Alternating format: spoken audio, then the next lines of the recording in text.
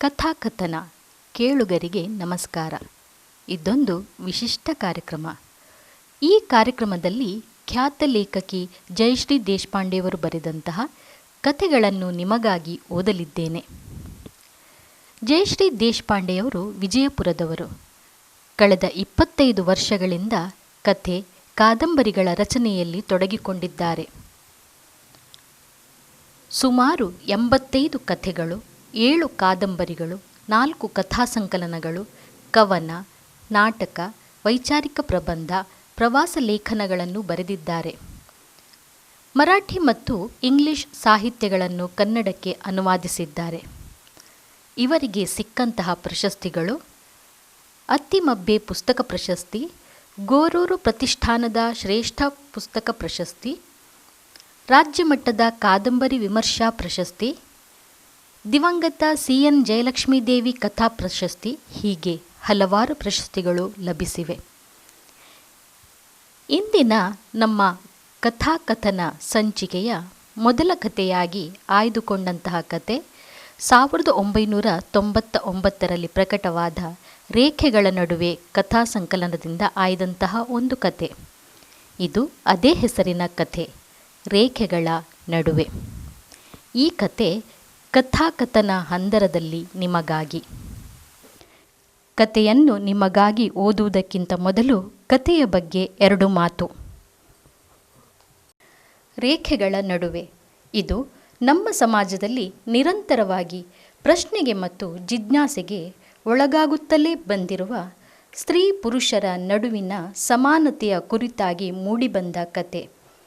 ಅನೇಕ ಎಡರು ತೊಡರುಗಳನ್ನು ಎದುರಿಸುತ್ತಲೇ ಯಾವುದೇ ಸಾಧನೆಯನ್ನು ಮಾಡುತ್ತಿರುವ ಮತ್ತು ಭವಿಷ್ಯದಲ್ಲಿಯೂ ಮಾಡಿ ಯಶಸ್ವಿಯಾಗುವ ಹೆಣ್ಣು ಮಕ್ಕಳು ಗಂಡಸಿನ ಅಹಂ ಅನ್ನು ತಮ್ಮದೇ ಆದ ವಿಶಿಷ್ಟ ರೀತಿಯಲ್ಲಿ ಗೆಲ್ಲುವ ಮನೋಭಾವವೇ ಅವರ ಶಕ್ತಿ. ಬೌದ್ಧಿಕ ಕ್ಷೇತ್ರದಲ್ಲಿ ಇದು ಇನ್ನೂ ಹೆಚ್ಚಿನ ಆಯಾಮಗಳಲ್ಲಿ ಎದ್ದು ಕಾಣುತ್ತದೆ. ಆದರೆ ಎಲ್ಲದಕ್ಕೂ ಒಂದು ಗೆಲುವು ದಕ್ಕಿದರೆ ಅದೇ ಅವಳ ಸಾರ್ಥಕತೆ. ಇಲ್ಲಿ ತುಳಸಿ ತನ್ನ ಮೂಲಕ ಅದನ್ನೇ ಕಟ್ಟಿಕೊಡುತ್ತಾಳೆ. ಇದು ಓದಲು ಸಮಯವಿಲ್ಲದಿದ್ದಂತಹ ಕೇಳುಗರಿಗಾಗಿ ನಮ್ಮ ಪ್ರಯತ್ನ. ಓದುವ ಖುಷಿ ನನ್ನದು, ಕೇಳುವ ಖುಷಿ ನಿಮ್ಮದಾಗಲಿ ಎಂದು ಹಾರೈಸುತ್ತಾ ಪ್ರಾರಂಭಿಸುತ್ತಿದ್ದೇನೆ. ರೇಖೆಗಳ ನಡುವೆ. ರೇಖೆಗಳ ನಡುವೆ. ಕಂದು ಬಣ್ಣದ ಪರದೆ ಬೇಡ ಎಂದು ನಾನು ಹೇಳಿದ್ದೇನೆಂದೇ ಈಗ ಬಾಗಿಲು, ಕಿಟಕಿ ಎಲ್ಲೆಲ್ಲೂ ಅದೇ ಬಣ್ಣ ರಾರಾಜಿಸುತ್ತಿದೆ ಎಂದು ನನ್ನ ಅನುಮಾನ. ಅದನ್ನು ಅವಳಿಗೆ ಹೇಳಿಯೂ ಬಿಟ್ಟೆ. ತುಳಸಿ ಎದುರು ವಾದಿಸಿದ್ದಳು. ಕಂದು ಎಂದರೆ ಪರದೆ ಇಡೀ ಅದೇ ಬಣ್ಣ ಎದ್ದು ಹೊಡೆಯುತ್ತಿಲ್ಲ.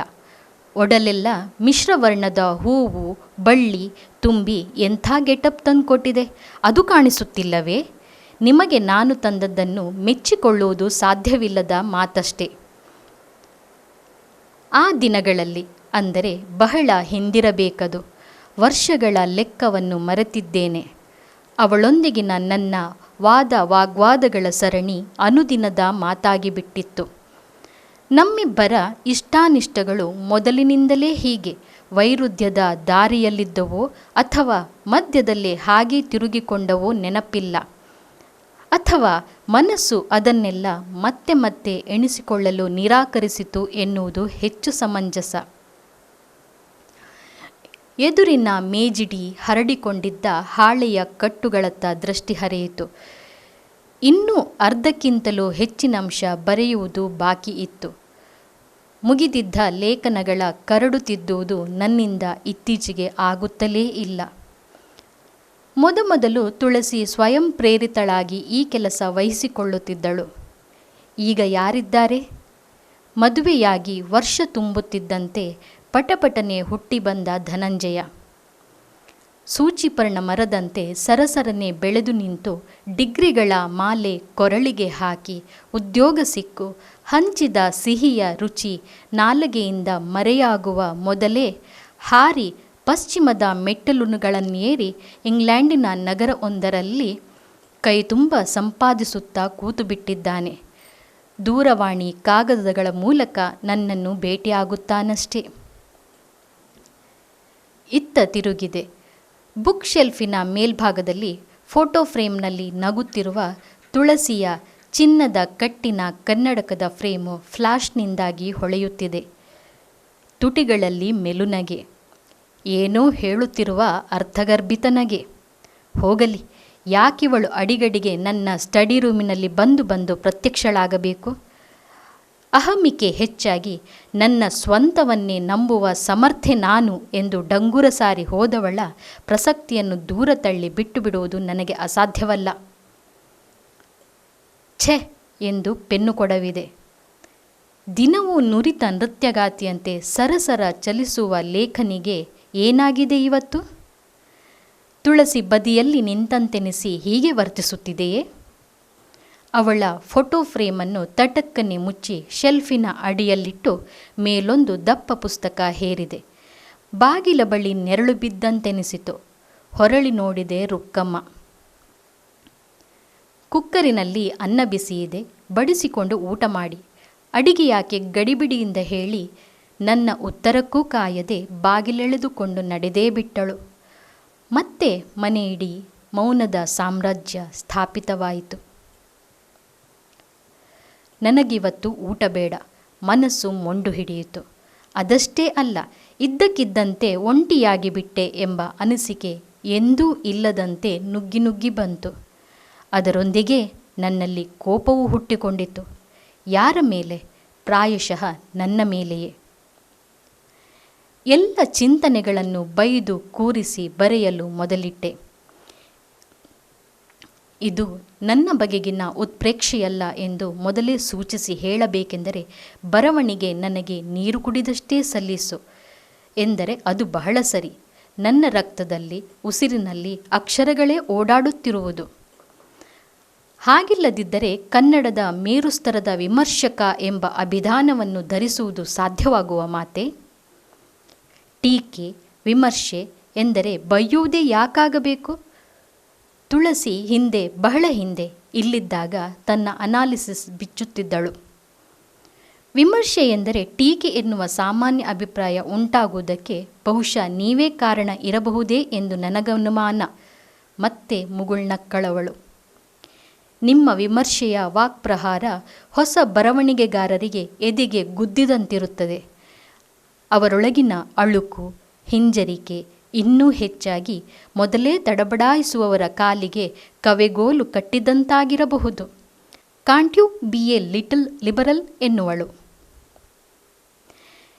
ನೀನು ನಿನ್ನ ಮಟ್ಟಕ್ಕೆ ಯೋಚಿಸುವುದನ್ನು ಬಿಡಲಾರೆ. ಅವಳ ಬೌದ್ಧಿಕ ಮಟ್ಟ ಏನು ಎಂಬುದನ್ನು ಮೊದಲೇ ಸ್ಪಷ್ಟಪಡಿಸಿಬಿಡುತ್ತಿದ್ದೆ ನಾನು. ಬೇವು ಕಹಿ ಹೌದು, ಆದರೆ ಅದರ ಪ್ರಯೋಜನ ತಿಳಿದವರಿಗಷ್ಟೇ ಅದರ ಬೆಲೆ ತಿಳಿಯುವುದು. ಇಲ್ಲವಾದಲ್ಲಿ ಬೇವು ನಮ್ಮಲ್ಲಿದ್ದು ಏನು ಪ್ರಯೋಜನ? ವಿಮರ್ಶೆಯ ಕಣದಲ್ಲಿ ಬೇರೊಬ್ಬರ ಅನುಭವಗಳೊಂದಿಗೆ ಮುಖಾಮುಖಿ ಆಗುವ ನಾನು ಆ ಅನುಭವಗಳ ಸ್ತರವನ್ನು ಟೀಕಿಸುವುದಿಲ್ಲ. ಅವರ ಅಭಿವ್ಯಕ್ತಿಯ ಮಟ್ಟವನ್ನು ಸುಧಾರಿಸುವ ಯತ್ನವಾಗಿ ಕೆಲವು ಮಾತುಗಳನ್ನು ಬರೆಯಲೇಬೇಕಾಗುತ್ತದೆ. ಅದು ನಿನಗರ್ಥವಾಗದಿದ್ದಲ್ಲಿ ನನ್ನ ತಪ್ಪಲ್ಲ. ವಾಕ್ಚಾತುರ್ಯ ನನ್ನ ವೈಶಿಷ್ಟ್ಯ. ತುಳಸಿ ತನ್ನನ್ನು ಎಷ್ಟೇ ಜಾಣೆ ಎಂದುಕೊಂಡಿದ್ದರೂ ಪ್ರಜ್ಞಾಪೂರ್ವಕವಾಗಿ ತಾತ್ವಿಕ ಸಮರ್ಥನೆಗಳೊಂದಿಗೆ ನಾನು ಕಣಕ್ಕಿಳಿದಾಗ, ನಿಮ್ಮೊಂದಿಗೆ ವಾದ ಮಾಡಿ ಗೆಲ್ಲುವವರಿದ್ದಾರೆಯೇ ಎಂದು ಎದ್ದು ನಡೆಯುತ್ತಿದ್ದುದನ್ನು ಪಲಾಯನ ಸೂತ್ರ ಎಂದು ಅವಳ ಬೆನ್ನ ಹಿಂದೆ ಗೊಳ್ಳನೆ ನಕ್ಕು ಹೆಮ್ಮೆಯಲ್ಲಿ ಕುರ್ಚಿ ತಿರುಗಿಸಿಕೊಳ್ಳುತ್ತಿದ್ದೆ. ಆದರೆ ತುಳಸಿಯ ಬುದ್ಧಿಮತ್ತೆಯನ್ನು ಅಪಹಾಸ್ಯ ಮಾಡುವುದನ್ನು ನಾನು ರೂಢಿಸಿಕೊಂಡದ್ದು ನಿಜವಾದರೂ ಎಲ್ಲೋ ಒಂದು ಮನಸ್ಸಿನ ಮೂಲೆಯಲ್ಲಿ ಫಿಕ್ಸೆಡ್ ಡಿಪಾಸಿಟ್ನಂತೆ ಅವಳ ಸಾಮರ್ಥ್ಯಕ್ಕೆ ನನ್ನ ಅಂಗೀಕಾರದ ಮುದ್ರೆ ಇದೆ. ಅದನ್ನು ತೆರೆದು ನೋಡಿ ಒಪ್ಪಲು ಸಿದ್ಧವಿಲ್ಲದ ನನ್ನ ಮೇಲರಿಮೆಗೆ ಇತ್ತೀಚೆಗೆ ಕೈಗಳು ಸೋಲುವ ಅನುಭವ ಆಗುತ್ತಿರುವುದೇತಕ್ಕೆ? ಅವಳ ಬರಹ ಜಲಪಾತದಿಂದಿಳಿಯುವ ನೀರಿನಂತೆ ರಭಸದಿಂದ ಹರಿದು ಬಂದು ತಳದ ನೆಲವನ್ನಪ್ಪಳಿಸುವ ಧಾಟಿಯದು. ವಿಷಯವಸ್ತು ದೈನಂದಿನ ಸಂಗತಿಗಳಲ್ಲೇ ಸುತ್ತಿದರೂ ಸಮಾಜದ ಮೂಲೆ ಮೂಲೆಗಳಿಂದ ಅವನ್ನು ಹುಡುಕಿ ಹೆಕ್ಕಿ ತೆಗೆಯುತ್ತಾ ಅವುಗಳ ಸುತ್ತ ಕಥೆಯ ಗುಡಿ ಕಟ್ಟುವ ದಿಟ್ಟೆ. ಬೇರೊಬ್ಬರ ಸದ್ವಿಶೇಷಣಗಳನ್ನು ಸುಲಭವಾಗಿ ಒಪ್ಪಿಕೊಳ್ಳುವುದು ನನ್ನ ಸಹಜ ಸ್ವಭಾವವೇ ಅಲ್ಲ. ತುಳಸಿ ಬರವಣಿಗೆಗೆ ಇಳಿದ ಹೊಸದರಲ್ಲಿ ಅವಳನ್ನು ಛೇಡಿಸುತ್ತಿದ್ದೆ. ಏನು ವಿಷಯಗಳು ನಿನ್ನವು? ಅಮ್ಮ, ಅಜ್ಜಿ, ಮುತ್ತಜ್ಜಿ, ಅಕ್ಕ, ಬಾಳೆ ಎಲೆ, ಮೊಸರನ್ನ, ಅಂಬೊಡೆ. ಅವಳಿಗೆ ಕೋಪ ಬರುತ್ತಿತ್ತಾಗ. ತನ್ನ ಕೈಯಲ್ಲಿದ್ದ ಮೊಸರನ್ನದ ತಟ್ಟೆಯನ್ನು ನನ್ನೆದುರು ಇರಿಸುತ್ತಾ, ನೋಡಿ, ಈ ಊಟದ ರುಚಿ ನಿಮ್ಮ ನಾಲಗೆಯಿಂದ ಅಳಿಸಿ ಹೋಗಿಬಿಡುತ್ತೆ ಎಂದು ಒಪ್ಪಿಕೊಂಡು ಬಿಡಿ, ನಾನು ಬರೆಯುವುದನ್ನೇ ನಿಲ್ಲಿಸಿಬಿಡುತ್ತೇನೆ ಎಂದು ಸವಾಲೆಸೆಯುವಳು. ನನ್ನ ಅಮ್ಮನ ಕೈಯಿನ ಅಮೃತದಂತಹ ಸವಿಯನ್ನು ಮರೆಯಗೂಡಿಸದೆ ಅಂಥದೇ ನಳಪಾಕದಲ್ಲಿ ನುರಿತ ತುಳಸಿಯ ಕೈರುಚಿ ನನ್ನ ವೀಕ್ನೆಸ್ ಆಗಿಬಿಟ್ಟಿತ್ತು. ಛೇ, ಅದಕ್ಕೆ ಇದಕ್ಕೆ ಏನು ಹೋಲಿಕೆ?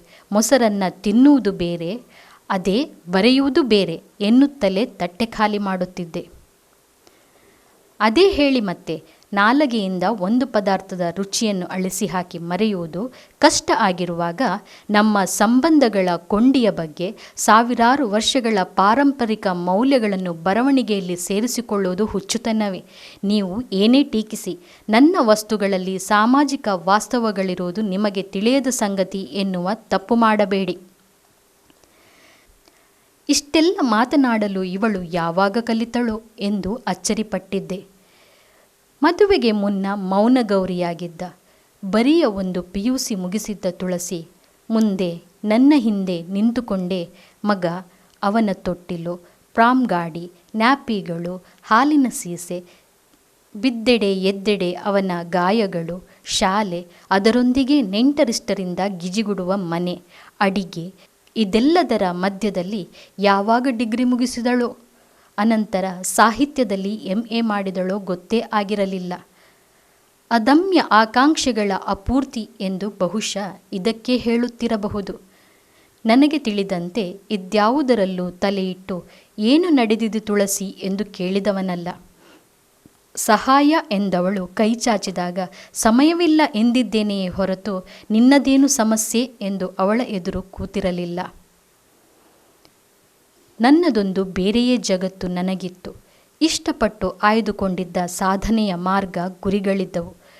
ತಾತ್ವಿಕ ತಳಹದಿಯ ಕ್ಲಿಷ್ಟ ಸಂಕೀರ್ಣ ವಿಷಯದಲ್ಲಿ ನಾನು ಡಾಕ್ಟರೇಟ್ ಮಾಡಿದ್ದು ಒಂದು ಹೆಗ್ಗಳಿಕೆಯಾದರೂ ಅಂಥದೊಂದು ಕಿರೀಟವನ್ನು ಧರಿಸುವ ಮುನ್ನ ನನಗೆ ವರ್ಷವೊಂದರ 365 ದಿನಗಳು ಸಾಲದೇ ಬರುತ್ತಿದ್ದವು. ನಿರಂತರ ಸಂಶೋಧನೆ, ಅವಿರತ ಅಧ್ಯಯನ, ಅಪ್ರತಿಮತೆಯ ಸಾಧಿಸುವ ಛಲದಿಂದ ಬರೆದ ನನ್ನ ಪ್ರಬಂಧ PhD ಪದವಿಗೇ ಶೋಭೆ ತಂದಿತ್ತು. ಅಲ್ಲದೆ ಧೀಶಕ್ತಿಯ ಮಹೋನ್ನತ ಸಾಧನೆ ಎಂಬ ಶ್ಲಾಘನೆಗೆ ಪಾತ್ರವಾಗಿ ಸಾಹಿತ್ಯಾಸಕ್ತರ ಕಣ್ಮಣಿಯಾದೆ. ಅನಂತರದ ದಿನಗಳಲ್ಲಿ ಕಣ್ಣು ಕಟ್ಟಿಸಿಕೊಂಡ ಕುದುರೆಯಂತೆ ಒಂದು ಮೈಲಿಗಲ್ಲು ದಾಟುತ್ತಲೇ ಇನ್ನೊಂದನ್ನು ಗುರಿಯಾಗಿಸಿಕೊಂಡು ಧಾವಿಸಿದೆ. ಕೀರ್ತಿಕಾಮಿಯಾಗಿ ನನ್ನಂಥ ಯಶೋಗಾಮಿಗಳನ್ನು ಹಿಂದೆ ಹಾಕಿ ಮುಂಚೂಣಿಯಲ್ಲುಳಿದೆ. ಯಶಸ್ಸು ನನಗೊಂದು ಚಟವಾಗಿ ಪರಿಣಮಿಸಿಬಿಟ್ಟಿತ್ತು. ಪ್ರಶಸ್ತಿಗಳಿಗೆ ಬರವಿಲ್ಲ, ಪಾರಿತೋಷಕಗಳಿಗೆ ಲೆಕ್ಕವಿಲ್ಲ, ಫಲಕಗಳನ್ನಿಡಲು ಜಾಗ ಸಾಲದು. ಏನೆಲ್ಲ ವೇಷಗಳನ್ನು ಅಳವಡಿಸಿಕೊಳ್ಳಲಿಲ್ಲ ನಾನು? ಗ್ರಂಥಕರ್ತ, ಕವಿ, ಸಮರ್ಥ ಕಾದಂಬರಿಕಾರ, ಅಂಕಣಕಾರ, ವಿಮರ್ಶಕ, ಕತೆಗಾರ. ಜ್ಞಾನಸಾಗರದ ಆಳದಾಳಕ್ಕೆ ಧುಮುಕಿ ನಾನು ಹೆಕ್ಕಿ ತೆಗೆಯುತ್ತಿದ್ದ ಅಣಿಮುತ್ತುಗಳ ಸಂಗ್ರಹಕ್ಕೆ ಸುತ್ತಣೆತ್ತಣಿಂದ ಅಗಾಧ ಬೇಡಿಕೆಯ ಪೂರವಿತ್ತು. ವಾಗ್ದೇವಿಯ ಭಂಡಾರವನ್ನು ಸೂರೆಗೆಯುವುದನ್ನು ಅಕ್ಷರಶಃ ಸಾಧಿಸಿದ ದಿಗ್ಗಜ ಎಂಬ ಶ್ಲಾಘನೆ ನನ್ನನ್ನು ಅರಸಿಕೊಂಡು ಬಂದಿತ್ತು. ಒಂದು ಸಮಯದಲ್ಲಿ ಅಥವಾ ವಯೋಮಾನದ ಒಂದು ಘಟ್ಟದಲ್ಲಿ ಇಂಥ ಯಶಸ್ಸು, ಕೀರ್ತಿ, ಹೊಗಳಿಕೆಗಳು ಅತೀವ ಸುಖವನ್ನು ತರುತ್ತವೆ, ಅಪ್ಯಾಯಮಾನ ಎಂದೆನಿಸುತ್ತವೆ. ಅದಕ್ಕೆ ಹೊರತಾಗಿರಲಿಲ್ಲ ನಾನು. ಮನೋಸಹಜ, ಮನುಷ್ಯ ಸಹಜ, ಸ್ವಭಾವ ಸಹಜ ಹೆಬ್ಬಯಕೆಗಳು. ಆದರೆ ಇನ್ನೊಬ್ಬರು ಹಾಗಿರುವುದನ್ನು ಸಹಿಸಲಾಗದೆ ಇರುವುದು ಸ್ವಭಾವ ವೈರುಧ್ಯಗಳ ಇನ್ನೊಂದು ಮುಖದ ಪರಿಚಯ. ಮೊದಮೊದಲಲ್ಲಿ ತುಳಸಿ ಪತ್ರಿಕೆಗಳಲ್ಲಿ ಬರುವ ತನ್ನ ಕಥೆ, ಲೇಖನಗಳನ್ನು ತಂದು ನನ್ನ ಎದುರಲ್ಲಿ ಇರಿಸಿ, ಓದಿ ನೋಡಿ ಹೇಗೆನಿಸುತ್ತೆ ಹೇಳಿ ಎನ್ನುತ್ತಿದ್ದಳು. ನಿಜ ಹೇಳಬೇಕೆಂದರೆ ನನಗವನ್ನು ಓದಬೇಕು ಎನ್ನಿಸುತ್ತಲೇ ಇರಲಿಲ್ಲ. ಅವಳ ಕಥೆಗಳೆಂದರೆ ಅಪಕ್ವ ಬರವಣಿಗೆಯಲ್ಲಿ ಮನೆಯ ಸುತ್ತಮುತ್ತಲಲ್ಲಿ, ಹಿತ್ತಲಲ್ಲಿ ನಡೆಯುವ ಘಟನೆಗಳನ್ನು ವರ್ಣರಂಜಿತವಾಗಿಸಿ ಅವಕ್ಕೊಂದು ಕೃತ್ರಿಮ ಕ್ಲೈಮ್ಯಾಕ್ಸ್ ನೀಡಿ ಯಾರೋ ಕೆಲವರು ಓದುಗರಿಂದ ಭಲೇ ಎಂದು ಬೆನ್ನು ತಟ್ಟಿಸಿಕೊಳ್ಳುವ ಚಾಪಲ್ಯ ಅಷ್ಟೇ ಎಂದೆನಿಸುತ್ತಿತ್ತು. ಬರವಣಿಗೆಯ ಬಗೆಗೆ ನನಗಿದ್ದ ದೃಷ್ಟಿಕೋನಗಳೇ ಬೇರೆ. ಅದನ್ನು ತುಳಸಿಗೆ ವಿವರಿಸುವುದೂ ನನಗೆ ಒಲ್ಲದ ವಿಷಯವಾಗಿತ್ತು. ಬೌದ್ಧಿಕ ಮಟ್ಟದಲ್ಲಿ ನಾನು ನಿಂತಿರುವುದೆಲ್ಲಿ, ಅವಳೆಲ್ಲಿ? ಅವಳ ಸೃಜನಾತ್ಮಕತೆ ನನಗೊಂದು ಗಣನೀಯ ವಿಷಯವಾಗಿರಲೇ ಇಲ್ಲ. ಏನು ಬರೆಯುತ್ತಾರೆ ಈ ಹೆಣ್ಣು ಮಕ್ಕಳು? ಅವರ ಅಧ್ಯಯನದ ಆಳವೇನು? ಬಾಹ್ಯ ಪ್ರಪಂಚದ ಅನುಭವಗಳೆಷ್ಟು? ವಿಶ್ಲೇಷಣೆ ಅನ್ವೇಷಣೆಯ ಸಾಮರ್ಥ್ಯಗಳೇನು? ಶಬ್ದ ಸಂಗ್ರಹವೇನು? ಜಗತ್ತನ್ನು ಸಮೀಪಿಸುವ ದೃಷ್ಟಿಕೋನಗಳೇನು? ವ್ಯಾಪ್ತಿಯೇನು? ಎಂಬ ಅನಿಸಿಕೆಗಳು ನನ್ನಲ್ಲಿದ್ದವು. ನೀನು ಚೆನ್ನಾಗಿದೆ ಎಂದು ಹೊಗಳು ಎಂದರೆ ಹೊಗಳಿಬಿಡುತ್ತೇನೆ. ಅವಳನ್ನು ಹಾಸ್ಯ ಮಾಡಿದೆ ಎಂದುಕೊಳ್ಳುತ್ತಿದ್ದೆ. ಅವಳನ್ನು ತೃಪ್ತಿಪಡಿಸಿದರೆ ಸಾಕಲ್ಲ. ತುಳಸಿಯ ಮುಖದಲ್ಲಿ ವಿಷಾದದ ನಗೆ ಮೂಡಿದ್ದನ್ನು ಅಲಕ್ಷಿಸುತ್ತಿದ್ದೆ. ಅಲ್ಲ, ನಿಮ್ಮಂಥ ಶ್ರೇಷ್ಠ ಸಾಹಿತಿಯ ಪತ್ನಿಯಾಗಿರುವ ನಾನು ಬರೆಯಬಾರದು ಎಂಬ ನಿಯಮ ಏನಾದರೂ ಇದೆಯಾ? ನನ್ನದೂ ಒಂದು ಬರವಣಿಗೆ ಎಂದು ನೀವು ಒಪ್ಪುವುದೇ ಇಲ್ಲವೇ? ಆಗ ನಾನೊಂದಷ್ಟು ಕರಗಿ, ಛೇ ಛೇ, ಮುನಿಯದಿರು ಮನದನ್ನೇ, ಎಲ್ಲಿ ನಿನ್ನ ಮಾಸ್ಟರ್ ಪೀಸನ್ನ ಎಂದು ಅವಳ ತೋಳು ಹಿಡಿಯುತ್ತಿದ್ದೆ. ಅವಳ ಪ್ರತಿಕ್ರಿಯೆಯತ್ತ ಕಣ್ಣು ಓಡಿಸದೆ ಕಥೆ ಕವನಗಳನ್ನು ಓದಿದ ಶಾಸ್ತ್ರ ಮಾಡಿ ಕೆಳಗೆ ಹಾಕುತ್ತಾ, ಇದು ಸಿಲ್ಲಿ ಎಂದರೆ ಕೋಪ ಮಾಡಿಕೊಳ್ಳುತ್ತೀಯಾ ಎನ್ನುತ್ತಿದ್ದೆ. ಅವಳು, ಅಲ್ಲ, ಎಲ್ಲಿ ತಪ್ಪಿದೆ ಎಂದು ವಿವರಿಸಿದರೆ ತಿದ್ದಿಕೊಳ್ಳುತ್ತೇನೆ ಎನ್ನುತ್ತಿದ್ದಳು ಪ್ರಾಮಾಣಿಕವಾಗಿ. ಇದನ್ನು ಹರಿದು ಹಾಕಿ ಬೇರೆ ಏನಾದರೂ ಬರಿ, ಉದಾಹರಣೆಗೆ ಎಂದು ಆರಂಭಿಸಿ ಸತ್ವಪೂರಿತ, ಗಂಭೀರ, ಹೃದಯ ವಸ್ತುಗಳನ್ನು ಯಾವ ರೀತಿ ಹಂದರವಾಗಿಸಿಕೊಂಡು ಗಟ್ಟಿಯಾದ ನೆಲೆಗಟ್ಟನ್ನು ನಿರ್ಮಿಸಿ ಪಾತ್ರಪೋಷಣೆ, ವಸ್ತು ವಿವರಣೆ, ಭಾವ ಪ್ರಕಟಣೆ, ಮೌಲ್ಯಗಳ ಪ್ರತಿಪಾದನೆ ಹಾಗೂ ಸಮಸ್ಯೆ ಪರಿಹಾರಗಳ ಅಗತ್ಯ ಸೂತ್ರಗಳನ್ನು ಒಳಗೊಂಡ ಕಥೆಗಳನ್ನು ಬರೆಯುವುದು ನೈಜ ಸೃಜನಾತ್ಮಕತೆಯ ಲಕ್ಷಣ ಎಂಬ ವಿಷಯವನ್ನು ಎತ್ತಿಕೊಂಡು 1 ಗಂಟೆ ಮಾತನಾಡಿದೆ. ತದೇಕ ಚಿತ್ತದಿಂದ ಕೇಳಿಸಿಕೊಂಡ ತುಳಸಿ ಮೌನವಾಗಿ ಅಲ್ಲಿಂದೆದ್ದು ಹೋದಳು. ಅವಳಿಗೆ ಏನೂ ಅರ್ಥವಾಗಲೇ ಇಲ್ಲ ಎನ್ನಿಸಿತು ನನಗೆ. ಇಂಥ ಸೂಕ್ಷ್ಮ ಸಂಕೀರ್ಣ ವಿಷಯಗಳನ್ನು ಅರಿಯುವುದಕ್ಕೆ ಅಗತ್ಯವಿರುವ ಬೌದ್ಧಿಕ ಸ್ತರ ಅವಳಿಗಿಲ್ಲ. ಸುಮ್ಮನೆ ಕಾಲಹರಣಕ್ಕೆ ಪೆನ್ನು ಹಿಡಿಯುವ ಅವಳು ಬರೆಯುವುದು ಇದೇ ಮಟ್ಟದ ಚಿತ್ರಣಗಳಷ್ಟೇ. ಆದರೂ ಸಾಹಿತ್ಯದ ಬಗೆಗೆ ನಮ್ಮಿಬ್ಬರಲ್ಲಿ ಮಾತುಕತೆ ನಡೆದದ್ದು ಬಹುಶಃ ಅಂದೇ ಕೊನೆಯದಿರಬಹುದು. ಅಗಣಿತ ವಿಷಯಗಳನ್ನು ಅರಿತುಕೊಂಡಿದ್ದೇನೆ ಎಂದು ಭಾವಿಸಿದ್ದ ನಾನು ನನ್ನೊಳಗೆ ಅಪರೋಕ್ಷವಾಗಿ ಪೋಷಿಸಿಕೊಂಡು ಬಂದ ಮೇಲರಿಮೆ ನನ್ನ ತುಳಸಿಯ ನಡುವೆ ಮೌನದ ಮಾರ್ಗವಾಗಿ ದೂರವನ್ನು ಹುಟ್ಟಿಸುವ ಸಾಧ್ಯತೆಯನ್ನು ಅವಗಣಿಸಿದ್ದೆ. ತುಳಸಿಯು ಬೆಳೆಯುತ್ತಿದ್ದಾಳೆ, ಅದಕ್ಕಾಗಿ ಅಹರ್ನಿಶಿ ಪ್ರಯತ್ನಿಸುತ್ತಿದ್ದಾಳೆ ಎಂಬುದನ್ನು ನಾನು ಗಮನಿಸಲಿಲ್ಲ. ಸಮಯದ ಗಾಲಿಗಳ ಓಟದೊಂದಿಗೆ ನನ್ನ ಬದುಕು ವೇಗ ಪಡೆದಿತ್ತು. ನನ್ನದೆಲ್ಲವೂ ಸಾಂಗವಾಗಿ ಒಂದೇ ನಿರ್ದಿಷ್ಟ ಸ್ಥಿರತೆಯಲ್ಲಿ ಮುಂದುವರಿದು ಜವಾಬ್ದಾರಿಗಳು ಹೆಚ್ಚಿದ್ದನ್ನು ಸಂತೋಷದಿಂದ ಬರಮಾಡಿಕೊಂಡೆ. ಇದೆಲ್ಲ ನನಗಲ್ಲದಿದ್ದರೆ ಇನ್ನು ಯಾರಿಗೆ ಎಂದೆನಿಸುತ್ತಿತ್ತು. 10 ಹಲವು ಸಾಹಿತ್ಯ ಸಂಘ ಸಂಸ್ಥೆಗಳಿಗೆ ಅಧ್ಯಕ್ಷನಾಗಿ, ಕಾರ್ಯದರ್ಶಿಯಾಗಿ ದುಡಿದೆ. ನಿಗಮ, ಅಕಾಡೆಮಿಗಳ ನಿರ್ದೇಶಕ, ಸಾಹಿತ್ಯ ಸಮ್ಮೇಳನಗಳಲ್ಲಿ ಅತಿಥಿ, ಅಧ್ಯಕ್ಷ ಏನೆಲ್ಲವನ್ನೂ ನಿರ್ವಹಿಸಿದೆ. ನನ್ನ ಹೆಮ್ಮೆಯ ಕಿರೀಟಕ್ಕೆ ಒಂದೊಂದೇ ಹೊನ್ನ ಗರಿಗಳು ಬಂದು ಕೂತು ಬೆಳಗತೊಡಗಿದ್ದವು, ಒಂದರ ಹಿಂದೆ ಒಂದರಂತೆ. ಎಷ್ಟೆಂದರೆ ಅದೆಲ್ಲವೂ ಅತಿಯಾಗಿ ಬೇಸರ ತರಿಸುವಷ್ಟು, ಪ್ರಸಿದ್ಧಿಯೂ ಏಕತಾನತೆಯಾಗುವಷ್ಟು. ಹೌದು, ಇತ್ತೀಚಿನ ದಿನಗಳಲ್ಲಿ ಅದೆಲ್ಲ ನನಗೆ ದೈನಂದಿನ ವ್ಯವಹಾರಗಳಾಗಿ ಹೋಗಿ ರೇಜಿಗೆ ಹುಟ್ಟಿಸಿತ್ತು. ಅವಿರತ ಓಡಾಟಗಳು, ಯೂನಿವರ್ಸಿಟಿಯಲ್ಲಿನ ನನ್ನ ಕೆಲಸದ ಒತ್ತಡ. ಎಷ್ಟೋ ಬಾರಿ ನನ್ನ ದಿನಗಳು ನನ್ನ ನಿಯಂತ್ರಣದಲ್ಲೇ ಇರುತ್ತಿರಲಿಲ್ಲ. ಏರುತ್ತಿದ್ದ ವಯಸ್ಸಿನ ಪ್ರಭಾವವು ತನ್ನ ಪಾಲನ್ನು ಇದಕ್ಕೆ ಸಲ್ಲಿಸಿತ್ತು. ರಕ್ತದೊತ್ತಡ ಏರಿಳಿತಗಳನ್ನು ಅನುಭವಿಸುತ್ತಿತ್ತು. ಹಾಗಾಗಿಯೇ ತುಳಸಿಯೊಂದಿಗೆ ನನ್ನ ಜಟಾಪಟಿಗಳ ಪ್ರಮಾಣವು ಹೆಚ್ಚಿತ್ತು. ಬೆಳಿಗ್ಗೆಯ 8-8:15 ಮನೆಯಿಂದ ಹೊರಬಿದ್ದ ನಾನು ಮರಳಿ ಬರುವ ಗಂಟೆಗೆ ಲೆಕ್ಕವಿರುತ್ತಿರಲಿಲ್ಲ. ಮನೆಯಲ್ಲಿ ಕಾಲಿಟ್ಟಾಗ ತುಳಸಿ ಪೆನ್ನು ಹಾಳೆ ಎಂದು ಮುಳುಗಿದ್ದನ್ನು ಕಂಡಾಗ ಕೋಪ ಉಕ್ಕಿಬಿಡುತ್ತಿತ್ತು. ದಣಿದು ಬಂದ ಗಂಡನಿಗಿಂತ ಅದು ನಿನಗೆ ಮುಖ್ಯವಾಗಿದೆಯಲ್ಲವೇ ಎಂದು ವ್ಯಂಗ್ಯದ ಶಬ್ದವೊಂದನ್ನು ಎಸೆದು ರೂಮಿಗೆ ನಡೆಯುತ್ತಿದ್ದೆ. ಮೊದಮೊದಲಲ್ಲಿ ತುಳಸಿ ತನ್ನ ಏಕಾಗ್ರತೆಯಿಂದ ಹೊರಬಂದವಳು ಇನ್ನೇನು ಮುಗಿಯಿತು ಬಂದೆ ಎನ್ನುತ್ತಿದ್ದಳು. ಇತ್ತೀಚೆಗೆ ಸಿಡಿದು ಎದುರುತ್ತರ ಕೊಡುತ್ತಿದ್ದಳು. ನಾನು ಮೌನವಾಗಿ ಊಟ ಬಿಟ್ಟು ಅದನ್ನು ಪ್ರತಿಭಟಿಸುತ್ತಿದ್ದೆ. ಅವಳ ಕೆಲಸಗಳಲ್ಲಿ ತಪ್ಪು ಕಂಡುಹಿಡಿಯುವುದು, ತಂದಿಟ್ಟ ಕಾಫಿಯನ್ನು ಅರ್ಧ ಗಂಟೆ ಕುಡಿಯದೆ ಅನಂತರ ತಣ್ಣಗಿದೆ ಎಂದು ದೂರುವುದು, ಅಡಿಗೆ ಎಷ್ಟೇ ರುಚಿ ಆಗಿದ್ದರೂ ಉಪ್ಪು ಹುಳಿಯ ಬಗ್ಗೆ ವ್ಯಂಗ್ಯ ಮಾಡುವುದು ಮುಂತಾದ ಕ್ಷುಲ್ಲಕ ಆಚರಣೆಗಳಲ್ಲಿ ಯಾಕೆ ತೊಡಗಿದ್ದೆನೋ ವಿವರಿಸಲಾರೆ. ಆದರೆ ಅದರ ಹಿಂದೆ ಅವಳೆಡೆಗಿದ್ದ ನನ್ನ ಮೇಲರಿಮೆಯನ್ನು ಕೆಳಗೆಳೆಯುತ್ತಾ ತುಳಸಿ ಮೇಲೆ ಏರುತ್ತಿದ್ದುದರ ಬಗೆಗಿನ ಅಸೂಯೆಯಿತ್ತೇ? ಯೂನಿವರ್ಸಿಟಿಯಲ್ಲಿ ನನ್ನ ಸಹ ಪ್ರೊಫೆಸರ್ಗಳು ಇತ್ತೀಚೆಗೆ ಹೆಚ್ಚು ಹೆಚ್ಚಾಗಿ ಪ್ರಕಟಗೊಳ್ಳುತ್ತಿದ್ದ ತುಳಸಿಯ ಕಥೆ, ಪ್ರಬಂಧಗಳು ಹಾಗೂ ಕಾದಂಬರಿಗಳ ಬಗ್ಗೆ ನನ್ನೆದುರಲ್ಲೇ ಚರ್ಚೆಗಿಳಿಯುತ್ತಿದ್ದರು. ಅವಳು ಪಕ್ವವಾಗುತ್ತಿರುವ ಸೂಚನೆಗಳು ಹೆಚ್ಚಿದ್ದನ್ನು ಮೆಚ್ಚುತ್ತಿದ್ದರು. ಕೆಲವು ಮಿತ್ರರು ತಮಾಷೆಯ ಧಾಟಿಯಲ್ಲಿ, ನಿನ್ನಂಥ ವಿಮರ್ಶಕನ ಕೈಯಿಂದ ಪಾರಾಗಿ ಬರುವ ಹಸ್ತಪ್ರತಿಗಳ ಗುಣಮಟ್ಟವನ್ನು ಕೇಳಬಹುದೇ, ನಿನ್ನ ಹೆಂಡತಿ ಅದೃಷ್ಟಶಾಲಿ ಎಂದು ನಕ್ಕಾಗ ನನ್ನ ಮುಜುಗರವನ್ನು ಅಲ್ಲಿಯೇ ಹತ್ತಿಕ್ಕಿ ಒಪ್ಪಿಗೆಯ ಮುಗುಳುನಗೆಯನ್ನು ಸೂಸಿ ಎದ್ದು ಬಿಡುತ್ತಿದ್ದೆ. ಅವಳ ಒಂದೇ ಒಂದು ಬರಹವು ಪ್ರಕಟಣೆಗೆ ಮುನ್ನ ನನ್ನ ಕಣ್ಣೆದುರು ಬಂದದ್ದಿಲ್ಲ ಎಂದು ಹೇಳುವುದಂತೂ ಅಸಾಧ್ಯವಿತ್ತು. ಧನಂಜಯ ಇಂಗ್ಲೆಂಡಿಗೆ ಹೋದ ಅನಂತರವಂತೂ ಮನೆಯಲ್ಲಿ ಉಳಿದವರು ನಾವಿಬ್ಬರೇ.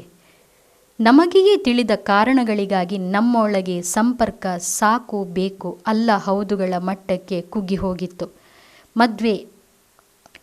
ಮಧ್ಯೆ ಸೇತುವೆಯಾಗಬಹುದಾಗಿದ್ದ ಮಗನಿಲ್ಲದೆ ವಿದೇಶಿ ಹಕ್ಕಿಯಾಗಿ ಹಾರಿ ಹೋಗಿದ್ದವನ ಸ್ವದೇಶಿ ಮಾತಾಪಿತರು. ಆಕಾಶದಲ್ಲಿ ಬಣ್ಣದಲ್ಲಿ ವ್ಯತ್ಯಾಸ ಕಾಣತೊಡಗಿದರೆ ವಯಸ್ಸಾಯಿತು ಎಂಬುದಕ್ಕೆ ಸೂಚನೆಯಂತೆ. ನನಗೆ ಆಕಾಶ ನೀಲಿಯಲ್ಲದೆ ಬೇರೆನ್ನೇನೂ ಕಾಣುತ್ತಿರುವುದು ನಿಜವೇ? ತುಳಸಿ ಮಾತ್ರ ತನ್ನೊಳಗೆ ಮುಳುಗಿ ಹೋಗಿದ್ದಂತೆ ನನ್ನ ಪರಿಧಿಯಿಂದ ದೂರವಾಗಿ ನಿಂತುಬಿಟ್ಟಿದ್ದಳು. ಅವಳು ತನ್ನದೊಂದು ಜಗತ್ತನ್ನು ನಿರ್ಮಿಸಿಕೊಂಡಿರಲು ಸಾಕು. ನಮ್ಮಿಬ್ಬರ ನಡುವಿನ ಬೌದ್ಧಿಕ ಸಮರ, ದೈಹಿಕ ಸಾಮೀಪ್ಯ, ಸಾಹಚರ್ಯಗಳನ್ನು ಮೀರಿಯೂ ಮುಂದುವರೆದಿತ್ತು.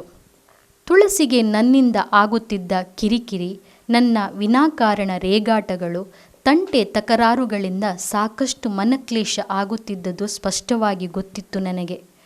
ಆದರೂ ಅವುಗಳಿಗೆ ಕಡಿವಾಣ ಹಾಕುವುದು ಮಾತ್ರ ಸಾಧ್ಯವಾಗಿರಲಿಲ್ಲ. ನನ್ನ ಅಗತ್ಯಗಳನ್ನು ಅವಳು ಸರಿಯಾಗಿ ಪೂರೈಸುತ್ತಿಲ್ಲ, ಸ್ವಾರ್ಥಿ ಆಗಿದ್ದಾಳೆ ಎಂಬರ್ಥದ ಮಾತುಗಳನ್ನು ನಾನು ಮುಲಾಜಿಲ್ಲದೆ ಆಡುತ್ತಿದ್ದೆ. ಅವಳಿಗೆ ಕೆಲವು ಪ್ರಶಸ್ತಿಗಳು, ಬಹುಮಾನಗಳು ಬಂದವು. ಅವನ್ನು ನನಗೆ ತೋರಿಸಿದಾಗ ನಾನು ನೀಡಿದ ಪ್ರತಿಕ್ರಿಯೆ ಖಂಡಿತವಾಗಿಯೂ ಸೌಜನ್ಯ ಸದ್ಗುಣಗಳ ಚಿಹ್ನೆ ಆಗಿರಲಿಲ್ಲ. ಆದರೆ ಇದೆಲ್ಲವನ್ನು ನನ್ನ ಮನಸ್ಸು ಅರಿಯಲು ಆರಂಭಿಸಿದ್ದು ಯಾವಾಗ? ಬಹುಶಃ ತುಳಸಿ ನನ್ನ ಅಹಮಿಕೆಯ ಜಗತ್ತನ್ನೇ ತನ್ನಿಂದ ದೂರವಾಗಿಸುವ ನಿರ್ಧಾರ ತೆಗೆದುಕೊಂಡ ಅನಂತರವೇ? ಒಂದು ದಿನ ನಮ್ಮಿಬ್ಬರ ನಡುವಿನ ಅಸಹನೀಯತೆಯ ಕವಚವನ್ನು ತುಂಡರಿಸಿದಳು ತುಳಸಿ. ನಾನು PhDಗಾಗಿ ಸಿದ್ಧತೆ ಮಾಡುತ್ತಿದ್ದೇನೆ, ಅರ್ಜಿ ಸಲ್ಲಿಸಿ ಆಗಿದೆ ಎಂದಳು. ನನ್ನ ದೇಹ ಇಡೀ ಚಳಿ ನೀರಿನ ಪ್ರವಾಹ ಹರಿಯಿತು. ತೀಕ್ಷ್ಣವಾಗಿ ಅವಳನ್ನೊಮ್ಮೆ ನೋಡಿ ಮೌನದ ಸಾಂಗತ್ಯ ವಹಿಸಿ ಎದ್ದು ರೂಮಿಗೆ ನಡೆದು ಮುಸುಕೆಳೆದು ಮಲಗಿಬಿಟ್ಟೆ. ನನ್ನ ಸಾರ್ವಭೌಮತ್ವದ ಕ್ಷೇತ್ರದಲ್ಲಿ ಅತಿಕ್ರಮ ಪ್ರವೇಶ ಮಾಡುವ ಹುನ್ನಾರ ನಡೆಸಿದ್ದಾಳೆ ತುಳಸಿ. ನನ್ನ ನಿರಾಕರಣೆಯನ್ನು ಸ್ಪಷ್ಟವಾಗಿ ಹೇಳದೆ ಹೋದರೂ ಅವಳಿಗದು ಅನೇಕ ವಿಧಗಳಲ್ಲಿ ತಿಳಿಯುವಂತೆ ಮಾಡಿ ತೃಪ್ತಿ ಪಡೆದೆ. ಮುಂದೆ 1 ತಿಂಗಳ ಅನಂತರ ತುಳಸಿ ನನ್ನನ್ನು ದೂರಗೊಳಿಸಿಬಿಟ್ಟಳು. ನಾನು ಅಪ್ಪನ ಮನೆಗೆ ಹೋಗುತ್ತೇನೆ. ಥೀಸಿಸ್ ಪೂರ್ಣಗೊಳಿಸುವುದು ನನ್ನ ಇಚ್ಛೆ. ಅದು ಮನುಷ್ಯರ ಜೊತೆಯಲ್ಲಿದ್ದಾಗ ಸಾಧ್ಯವಾದೀತು. ಇಲ್ಲಿದ್ದು ಉಸಿರುಗಟ್ಟಿ ಬರೆಯಲಾರೆ ನಾನು. ಒಂದು ಕ್ಷಣ ತಡೆದವಳು ಮತ್ತೆ ಹೇಳಿದಳು, ನಿಮಗೆ ನನ್ನ ಅಗತ್ಯ ಇರುವ ಬಗ್ಗೆ ನನಗೆ ವಿಶ್ವಾಸ ಉಳಿದಿಲ್ಲ.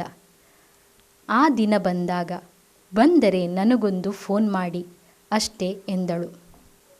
ಅಂದು ನಾನು ಮಾತನಾಡಿದರೆ ಅವಮಾನ ಎಂದು ಭಾವಿಸಿ ಸುಮ್ಮನಾಗಿಬಿಟ್ಟೆ. ಆದರೆ ಈ 5 ವರ್ಷಗಳಲ್ಲಿ ಅಂದು ವಹಿಸಿದ ಆ ಮೌನ ನನ್ನನ್ನು 100 ಪ್ರಶ್ನೆಗಳಾಗಿ ಕಾಡಿ ಉತ್ತರವನ್ನು ಬೇಡತೊಡಗಿದೆ. ನನ್ನ ಅವಶ್ಯಕತೆ ಉಂಟಾದರೆ ಕರೆಯಿರಿ ಎಂದು ಧಿಮಾಕು ತೋರಿ ಹೋದಳಲ್ಲ, ಅವಳನ್ನು ಕ್ಷಮಿಸುವ ಪ್ರಶ್ನೆಯೇ ಇಲ್ಲ ಎಂದು ಉತ್ತರಿಸುತ್ತಲೇ ನನ್ನ ವರ್ತನೆಗಳ ಹಿನ್ನೆಲೆಗೆ ಮುಸುಕು ಹಾಕುವ ಪ್ರಯತ್ನ ಮಾಡಿ ಚಿಪ್ಪಿನೊಳಗೆ ಹುದುಗುವ ಆಮೆಯಂತೆ ಉಳಿದುಕೊಂಡೆ. ಮನುಷ್ಯರ ಜೊತೆ ಎನ್ನುವ ಒಂದೇ ಶಬ್ದದಲ್ಲಿ ತುಳಸಿ ನಾನು ಏನಾಗಿದ್ದೆ ಎಂಬುದನ್ನು ಹೇಳಿದ್ದಾಳೆ. ರಾತ್ರಿಯ ನೀರವ ಕತ್ತಲೆಗಳಲ್ಲಿ ಈ ಸಂದೇಹ ನನ್ನನ್ನು ಕಾಡಿತು. ವಯೋಸಹಜ ಆಗಿದ್ದ ನಿದ್ರೆಯ ಕೊರತೆ ಅದನ್ನು ಇನ್ನೂ ಹೆಚ್ಚಿಸಿತು. ಅದಕ್ಕೆ ಉತ್ತರವನ್ನು ಹುಡುಕುತ್ತಾ ನನ್ನ ಅಂತರಾಳವನ್ನು ಕೆದಕಿ ನೋಡುತ್ತಿದ್ದಂತೆ ನನ್ನ ಸ್ವಭಾವ ವೈಚಿತ್ರಗಳ ಪ್ರತ್ಯಕ್ಷ ದರ್ಶನ ಆಗತೊಡಗಿತ್ತು. ಏನು ಕಳೆದುಕೊಂಡಿದ್ದೇನೆ ನಾನು? ಈಗ ನಾನೇನಾದರೂ ವಿಶೇಷವನ್ನು ಸಾಧಿಸಿದ್ದೇನೆಯೇ? ಸರಿ ಎಂದು ನಾನು ನಂಬಿಕೊಂಡಿರುವ ಪೂರ್ವಾಗ್ರಹ ಪೀಡಿತ ದೃಷ್ಟಿಕೋನವನ್ನು ನಾನು ಕೊನೆಯವರೆಗೂ ಸಮರ್ಥಿಸಿಕೊಳ್ಳುವುದು ಸಾಧ್ಯವೇ? ನನ್ನ ಅಹಂಕಾರದ ಕವಚ ಎಷ್ಟು ಸಮಯ ಸುಖವನ್ನು ಕೊಟ್ಟೀತು? ಬೇಸರ ಅಧಿಕವಾದ ಕೆಲವು ದಿನಗಳಲ್ಲಿ ಅಪ್ರಯತ್ನವಾಗಿ ತುಳಸಿಯ ಕೆಲವು ಕೃತಿಗಳನ್ನು ಓದಿದೆ. ಲೇಖನಗಳು, ಪ್ರಬಂಧಗಳು, ಕವನಗಳು, ಕಥೆಗಳು ನನ್ನನ್ನೇ ವಿರೋಧಿಸಿ ಅವುಗಳಲ್ಲಿದ್ದ ಸತ್ವವನ್ನು, ಸೃಜನಾತ್ಮಕತೆಯ ನೈಜತೆಯನ್ನು ಮನಸ್ಸು ಆಸ್ವಾದಿಸಿತು. ನನ್ನ ಹಠ ಮಾತ್ರಕ್ಕಾಗಿಯೇ ತುಳಸಿ ಎದುರು ಸೆಟೆದು ನಿಂತ ನಾನು ಮನುಷ್ಯ ಮಾತ್ರದ ಈ ದೌರ್ಬಲ್ಯವನ್ನು ಗೆಲ್ಲಲಾರದೆ ಹೋಗಿ ಅವಳ ಸಾಹಚರ್ಯದ ಅಗತ್ಯವನ್ನೂ ಅಲ್ಲಗಳೆದು ಒಂಟಿ ಮರವಾಗಿ ಕೂತಿದ್ದೇನೆ.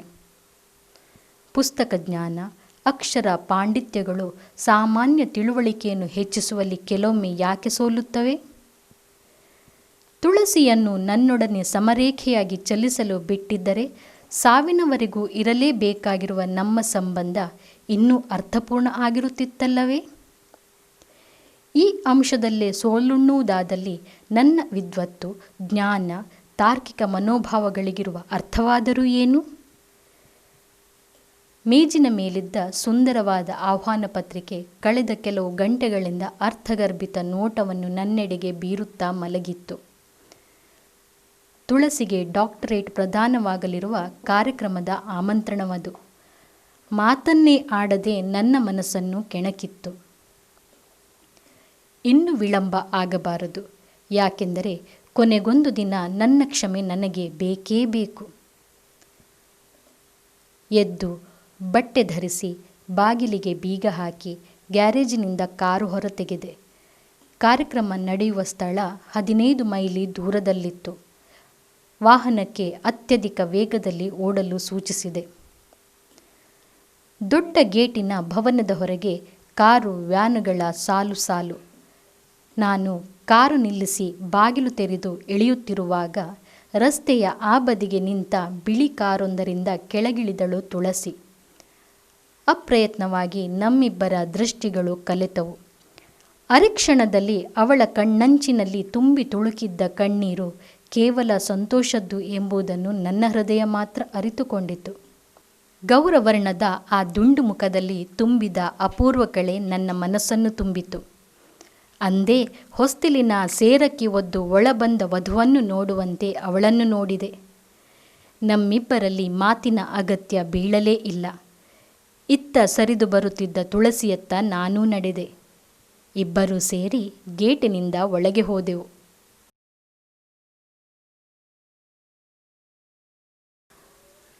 ಕಥಾಕಥನದ ಈ ಸಂಚಿಕೆಯಲ್ಲಿ ಜಯಶ್ರೀ ದೇಶಪಾಂಡೆ ಇವರ ರೇಖೆಗಳ ನಡುವೆ ಕಥೆಯನ್ನು ನಿಮಗೋಸ್ಕರ ಓದಿದ್ದೇನೆ. ನಿಮ್ಮ ಅಭಿಪ್ರಾಯಗಳನ್ನು ನಮಗೆ ತಿಳಿಸಿ. ಮುಂದಿನ ಕಥಾಕಥನ ಕಾರ್ಯಕ್ರಮದಲ್ಲಿ ಇನ್ನೊಂದು ಕಥೆಯೊಂದಿಗೆ ನಿಮ್ಮನ್ನು ಭೇಟಿಯಾಗುತ್ತೇನೆ. ಅಲ್ಲಿಯವರೆಗೆ ವಂದನೆಗಳು. ಮಾಲಿನಿ ಸತೀಶ್.